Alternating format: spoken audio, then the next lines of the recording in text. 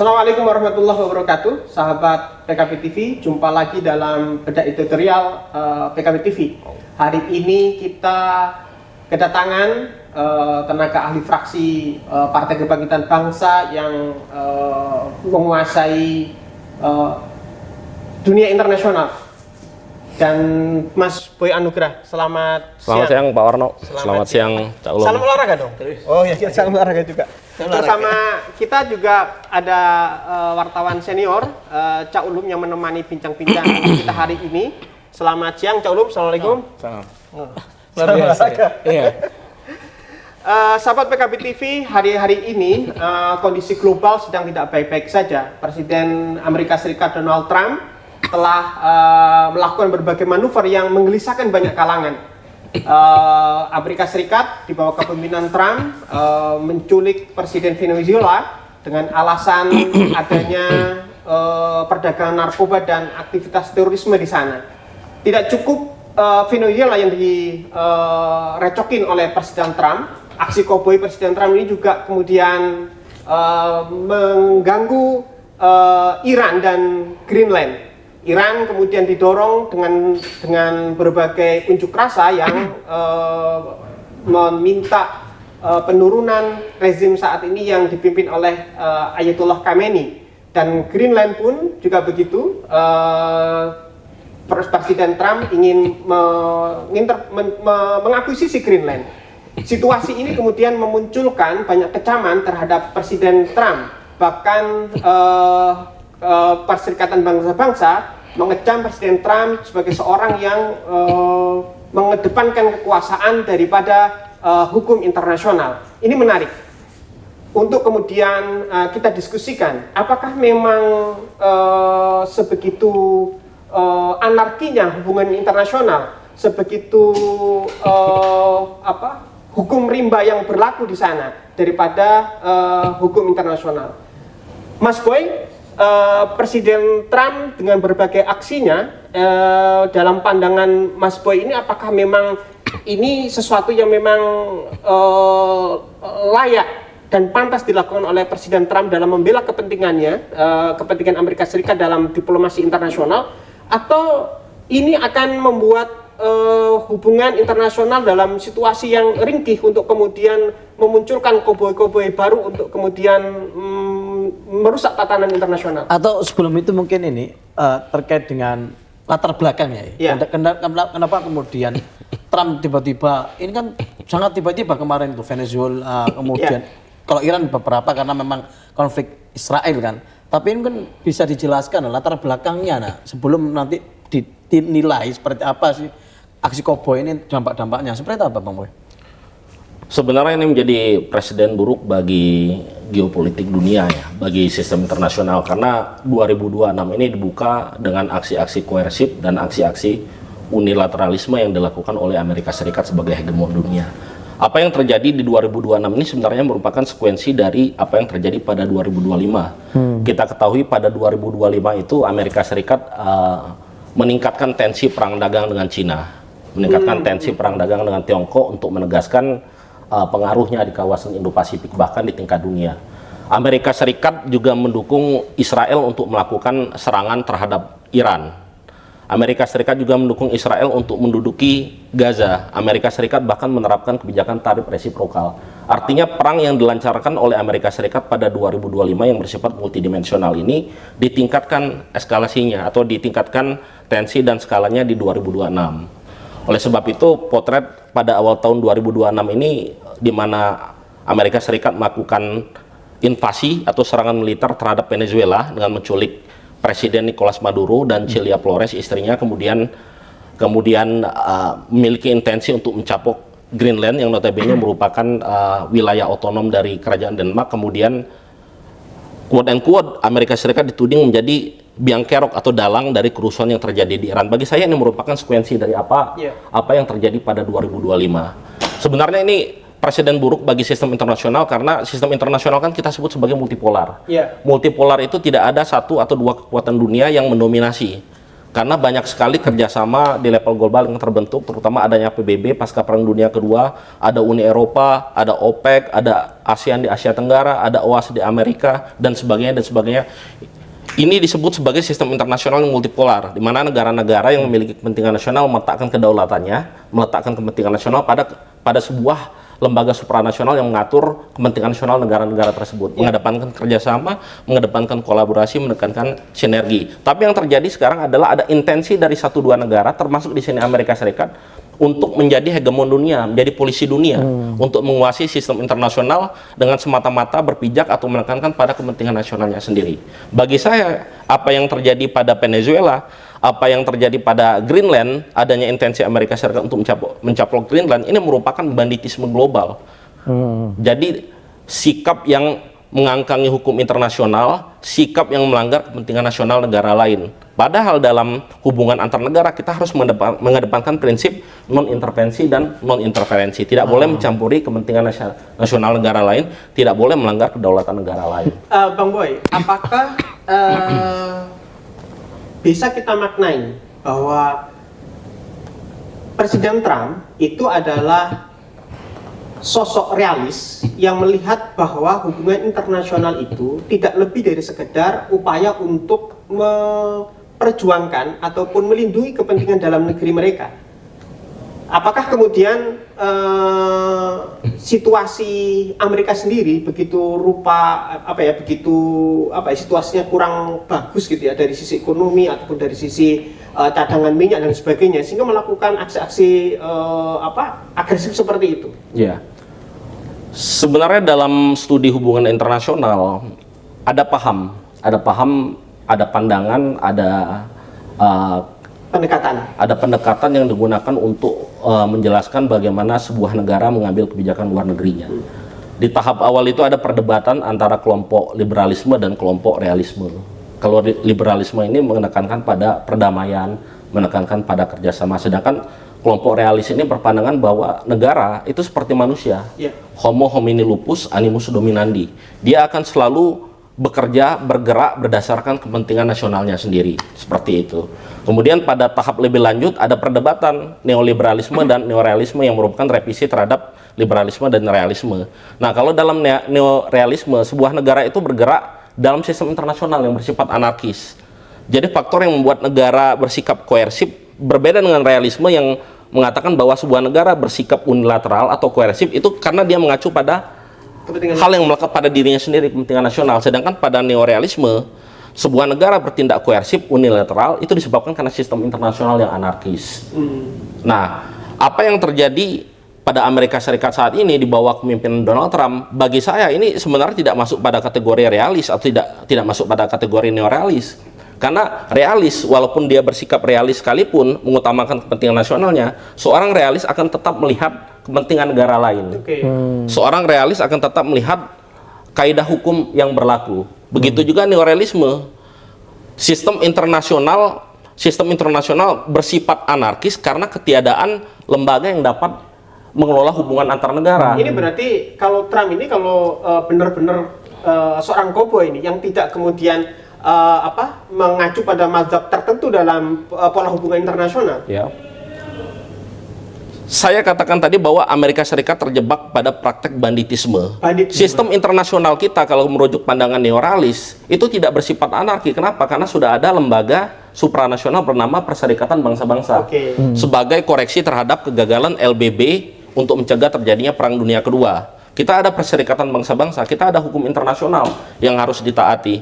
Kita ada prinsip non-intervensi dan non-interferensi. Jadi sistem internasional tidak bersifat anarkis. Justru yang membuat sistem internasional bersifat anarkis adalah Amerika Serikat sendiri. Nah, ini yang berlaku sebagai hegemon dunia yang melanggar kaidah hukum internasional. Nah, ini semakin menarik, pemirsa.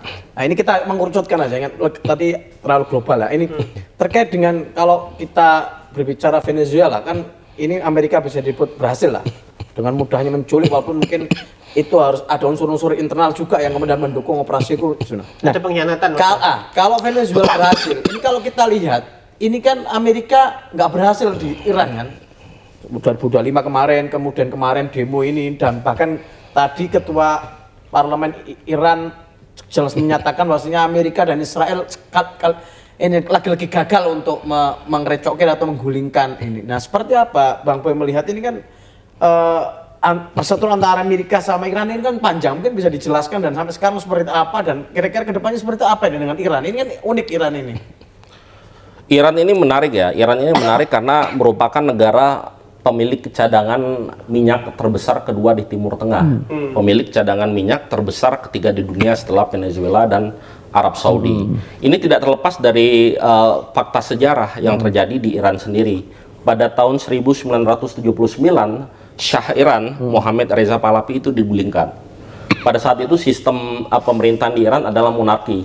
Dipimpin oleh Shah Muhammad Reza Pahlavi. Dan di mana kepemimpinan Shah Iran ini merupakan proksi atau perpanjangan kepentingan dari Barat. Pada saat itu kelompok oposisi memainkan populisme bagaimana membenturkan aspirasi masyarakat dengan rezim yang bersifat koruptif, menindas. Tahun 79 rezim Shah Iran terguling diganti oleh rezim Mullah Iran dipimpin oleh pemimpin spiritualis pada waktu itu Ali Khomeini. Nah, dengan jatuhnya Iran pada kepemimpinan baru yang corak pemerintahnya lebih demokratis, tidak monarki, Amerika Serikat kehilangan pengaruh terhadap Iran yang notabene memiliki sumber daya energi yang besar. Masalahnya adalah dalam dinamikanya masyarakat Iran yang menilai kepemimpinan baru di bawah kepemimpinan Ayatullah Ali Khomeini, sekarang Ayatullah Ali Khamenei, itu bisa membawa mereka pada sistem politik atau sistem pemerintahan yang lebih demokratis. Dalam dinamikanya, hal ini tidak sepenuhnya terjadi. Karena sistem politik dan pemerintahan yang terjadi justru bergeser ke arah otoritarianisme. Di sisi lain, kepemimpinan dari Ayatullah Ali Khamenei sekarang dianggap tidak mampu membawa Iran sejahtera, tidak mampu membawa Iran keluar dari jebakan kemiskinan. Saat ini daya beli masyarakat Iran sangat terganggu, sangat rendah.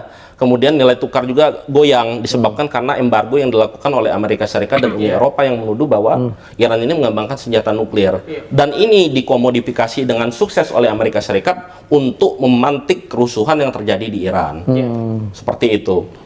Saya kalau merujuk pada sebuah teori, merujuk pada sebuah pandangan, ada buku bagus yang ditulis oleh John Perkins, The Confession of an Economic Hitman, ditulis pada tahun 2004. Amerika Serikat memiliki 3 strategi untuk menaklukkan negara lain, khususnya negara-negara yang memiliki kekayaan sumber daya alam, katakanlah cadangan minyak. Pertama, ia mengirimkan bandit ekonomi. Bandit ekonomi ini semacam konsultan keuangan yang membuat sebuah negara berkembang atau negara miskin tergantung pada lembaga keuangan internasional. Pada bantuan-bantuan. Memberikan bantuan agar negara itu tergantung, sehingga tata kelola politik dan pemerintahnya bisa disetir oleh lembaga keuangan internasional. Ternyata Yang mana lembaga keuangan internasional ini ada Amerika Serikat dan sekutunya di belakangnya. Kemudian yang kedua adalah dengan mengirimkan pembunuh bayaran. Pembunuh bayaran untuk membunuh kepala negara atau kepala pemerintahan di sebuah negara. Dan ini banyak terjadi di negara Amerika Latin. Termasuk negara-negara di kawasan Arab Maghribi. Dan yang ketiga adalah ketika kedua pendekatan tersebut gagal, Amerika Serikat akan menempuh opsi ketiga, invasi militer atau serangan bersenjata. Artinya itu bertahap. Itu apakah kemudian dilakukan secara bertahap atau memang pilihan sesuai kasusnya aja? Itu dilakukan secara bertahap. Menarik kalau kita jadikan Iran sebagai objek kajian. Yang pertama adalah mengirim bandit ekonomi. Amerika Serikat kesulitan untuk mengirimkan bandit ekonomi karena Iran di bawah kepemimpinan Ayatullah Ali Khomeini sampai dengan Ali Khamenei sekarang sangat menyadari bahwa kekayaan sumber daya alam itu dapat menjadi senjata geopolitik. Dan untuk menjadi senjata geopolitik itu harus menjadi kuasa energi yang harus dikelola sendiri oleh sumber daya manusia yang ada di Iran, sehingga Iran sangat tertutup akan campur tangan dari asing. Oleh sebab itu pendekatan pertama dengan mengirimkan bandit ekonomi ini gagal di Iran. Kemudian yang kedua adalah dengan mengirimkan pembunuh bayaran. Terakhir kalau tidak salah itu di 2024 Presiden Iran Ebrahim El-Raisi meninggal dunia setelah melakukan kunjungan ke Azerbaijan. Banyak kecelakaan helikopter termasuk di pesawat itu, di helikopter itu ada Menteri Luar Negeri Iran pada saat itu yang merupakan key person lah di Iran. Banyak intelijen dan militer di level domestik Iran menganggap bahwa ini merupakan sebuah konspirasi untuk menundukkan Iran. Permasalahannya, mekanisme ini gagal diterapkan Amerika Serikat karena yang sangat berpengaruh di Iran adalah Ayatullah Ali Khamenei sebagai pemimpin spiritual tertinggi di Iran. Dan yang ketiga adalah dengan melakukan invasi atau serangan militer. Amerika Serikat memang tidak melakukan serangan langsung terhadap terhadap Iran. Iran, tapi kita tahu bahwa tahun lalu sempat terjadi perang selama 14 hari antara Israel yang notabene merupakan proksi Amerika Serikat dengan Iran. Opsi ini juga gagal. Ternyata Iran memberikan perlawanan sengit sehingga membuat Israel kewalahan, bahkan hampir kalah. Nah, dengan ini sebenarnya bisa dikatakan teori konspirasi, tapi saya bisa menjelaskan secara akademik karena ketika tiga mekanisme gagal, Amerika Serikat akan berupaya untuk mencari strategi bagaimana menundukkan Iran. Oh, Amerika Serikat melihat bahwa di Iran ada kerapuan internal. Kerapuan internal dari sistem politik dan sistem pemerintahan yang dianggap otoriter, yang dianggap sebenarnya ditolak oleh masyarakat Iran sendiri. Yang kedua adalah sistem perekonomian. Embargo yang diterapkan oleh Amerika Serikat dan Uni Eropa membuat Iran hancur secara ekonomi. Perlahan tapi pasti Iran mengalami kegagalan ekonomi. Daya beli masyarakat rendah, masyarakat banyak yang jatuh ke jurang kemiskinan, embargo tetap berlaku. Nah, ini yang dikomodifikasi oleh Amerika Serikat untuk memantik perlawanan dari masyarakat Iran sendiri. Walaupun sampai sejauh ini belum menunjukkan hasil yang maksimal, Bang Boy ya. Hari ini sudah 5.000 ya, sudah 5.000 meninggal. Masyarakat Iran yang meninggal karena kerusuhan. Di sini ada bentrok antara mereka yang mendukung pemerintah yang sah dengan mereka yang menolak pemerintahan Ali Khamenei. Nah, bahkan ada yang mendukung, yang lebih gila lagi adalah ada yang mendukung Amerika Serikat mencaplok Iran gitu. Jadi secara tidak langsung kita bisa membaca bahwa strategi proksi dari Amerika Serikat sangat luar biasa yang terjadi di Iran ini. Amerika Serikat menggunakan kekuatan Iran sendiri, kekuatan masyarakat Iran sendiri untuk menggulingkan pemerintahan yang sah. Dan jangan kita lupa bahwa residu dari sah Iran dengan anaknya Reza Pahlavi di pengasingan itu masih sangat kuat. Amerika Serikat tinggal mendanai. Reza Pahlavi memiliki simpatisan, memiliki para pendukung di dalam negeri, dia butuh dana berapa, logistik seperti apa, tinggal Amerika Serikat danai. Ini kebijakan luar negeri yang luar biasa tapi kalau kita baca dari Amerika Serikat. Teman-teman akun Instagramnya teman-teman Indonesia yang bermukim di sana, yang mantan ketua mahasiswa Indonesia di sana, kemudian ada juga penulis yang pernah beberapa bulan di sana dan menulis buku. Nah, itu kan kalau kita lihat masih begitu besar dukungannya ke Ayatullah kan masyarakat ini, walaupun diguncang krisis ekonomi yang begitu rupa. Nah, seperti apa ke depannya ini, Bang Boy? Apakah masih kuatkah rezim ini, atau ini semakin rapuh, atau seperti apa? Atau nanti tergantung bagaimana Ali Khamenei ini memainkan perannya untuk tetap walaupun diguncang ekonomi begitu rupa, tetap masyarakat Iran ini percaya dan tidak sampai kemudian runtuh. Seperti apa? Ini penting, Cak Ulu. Apa nih? Karena apa? Karena Iran ini dapat dikatakan sebagai satu-satunya negara yang kemudian masih berdiri tegak dalam menegaskan politik mereka yang anti Amerika. Sementara yang kemarin yang proksi-proksinya seperti yang di Suriah, Presiden Bashar itu kan sudah bisa dijatuhkan gitu. Itu beda banget, karena kalau kita baca ya teman-teman yang nulis soal Iran nih, bagaimana bangganya, misalnya kemarin yang beberapa petugas atau orang pemerintah yang mati itu kan masyarakatnya sendiri bangga dengan martir itu, kematian itu sangat dibanggakan, dan itu nggak seperti di Indonesia kemudian dipuja. Tidak hanya dipuja, mereka itu betul-betul keluarganya bangga, masyarakatnya bangga ketika dia mati seperti itu. Jadi ideologinya itu sangat nancep, nggak seperti di Syria atau di tempat lain, Bang. Nah, itu yang kemudian menjadikan ini masyarakat yang mendukung kuat banget. Nah, seperti apa melihat ke depan ini? Kalau kita bicara jujur dengan melihat beragam aspek yang ada pada Iran, sebenarnya Iran ini punya soliditas yang kuat, punya nasionalisme yang kuat. Iran ini adalah satu-satunya negara di Arab yang dianggap bukan sebagai negara Arab, mirip Turki di Eropa. Turki dianggap bukan negara Eropa karena ada unsur Asia. Oleh Asia, Turki bukan dianggap sebagai negara Asia karena ada unsur Eropa. Demikian juga Iran. Iran walaupun dia terletak di Timur Tengah, terletak di Jazirah Arab, dia dianggap sebagai bukan bangsa Arab karena ia merupakan bangsa Persia. Nah, dengan alienasi secara struktural, secara sistematis seperti ini, itu membuat Iran memiliki soliditas yang kuat. Belum lagi dia merupakan negara Syiah yang besar, bahkan mempengaruhi negara-negara Syiah lain seperti Irak dan Suriah. Nah, ini tekanan-tekanan eksternal yang ada di kawasan ini membuat soliditas di Iran itu sebenarnya kuat. Hanya saja tekanan eksternal yang begitu besar membuat Iran ini terasing. Ketika ada kekuatan eksternal hendak menjungkalkan Iran, hendak menjatuhkan Iran, negara-negara yang mengelilingi Iran dalam kawasan Timur Tengah itu tidak membantu. Karena kenapa? Karena Timur Tengah ini sudah lama menjadi kawasan yang dipecah belah oleh kekuatan asing. Dalam hal ini adalah Amerika Serikat dan Israel. Seperti itu. Jadi ada faktor resiliensi organisasional atau ketahanan kawasan yang tidak terjaga di Timur Tengah ini, sehingga membuat negara seperti Iran ini sangat rentan untuk diserang atau diokupasi oleh negara lain. Hal ini mirip dengan Venezuela. Kenapa Venezuela sangat mudah jatuh ke tangan Amerika Serikat, bahkan kepala negara diculik beserta istrinya.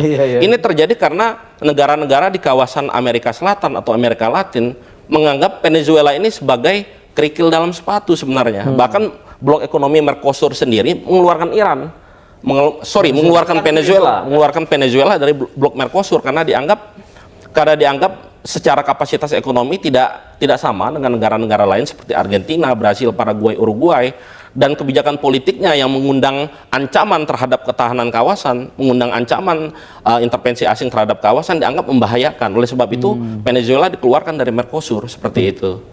Jadi ketika ada kerapuhan di kawasan, sebuah negara tidak mendapatkan dukungan dari negara-negara kawasan lainnya, maka intervensi asing itu akan sangat mudah terjadi. Dan ini terjadi pada Venezuela di awal tahun dan berpotensi pada kejatuhan Iran pada awal tahun ini juga seperti itu. Jika soliditas ini tidak dijaga. Bagi Indonesia kira-kira seperti apa dampaknya? Apakah tetap ketika Iran berkuat seperti sedia kala itu lebih bagus untuk Indonesia misalnya, atau nanti Iran kemudian jatuh dan rezimnya berganti, atau seperti apa untuk hubungan Indonesia ini, sisi positif negatifnya yang seperti apa? Kalau sisi secara langsung kita memiliki dampak langsung karena Indonesia adalah negara yang mengimpor minyak dari Timur Tengah, di mana itu negara yang menjadi eksportir minyak dari Timur Tengah ke Indonesia adalah salah satunya itu Iran setelah Arab Saudi seperti itu. Jadi ketika terjadi gejolak politik dan keamanan yang ada di Iran, maka itu akan mempengaruhi terhadap rantai pasok dan rantai konektivitas energi dari Timur Tengah ke Asia Tenggara termasuk ke Indonesia. Gitu. Harga minyak berpotensi naik, kemudian rantai pasok juga akan terganggu, rantai konektivitas juga akan terganggu. Kecuali Indonesia mampu memacu produksi energinya sendiri, mandiri secara energi, tidak tergantung pada negara-negara lain seperti itu. Sedangkan bagi ketahanan kawasan ini pembelajaran penting bagi Asia Tenggara, bagi ASEAN. ASEAN hari ini tidak solid. Kita lihat bahwa Kamboja dan Thailand itu bertempur. Mereka melakukan perang terbuka hanya untuk berebut sebuah kuil tua bernama Preah Vihear. Indonesia juga masih berselisih kan dengan Malaysia terkait dengan Blok Ambalat, terkait dengan Pulau Sebatik, seperti itu. Artinya ada potensi yang besar ketika ini tidak diselesaikan secara regional, itu kemudian nanti mengundang kekuatan-kekuatan asing untuk memecah belah kawasan ini. Betul sekali. Dengan adanya kerapuan-kerapuan internal di kawasan Asia Tenggara, belum lagi ada aktor lain seperti Amerika Serikat, yakni Cina yang melakukan pendudukan terhadap Laut Cina Selatan. Dan itu melibatkan banyak negara di Asia Tenggara, katakanlah seperti Malaysia, Filipina, Vietnam, Brunei Darussalam, bahkan Indonesia di Laut Natuna Utara. Jika internal Asia Tenggara, jika internal ASEAN tidak solid, Amerika Serikat berpotensi hadir di Asia Tenggara, Tiongkok berpotensi hadir di Asia Tenggara, dan ini menjadi presiden buruk bagi ketahanan kawasan Asia Tenggara. Kita harus belajar dari kasus Venezuela. Kita harus belajar dari kasus Iran, bagaimana membangun ketahanan kawasan dapat menjadi benteng dari masuknya intervensi asing. Itu. Dalam situasi dunia yang begitu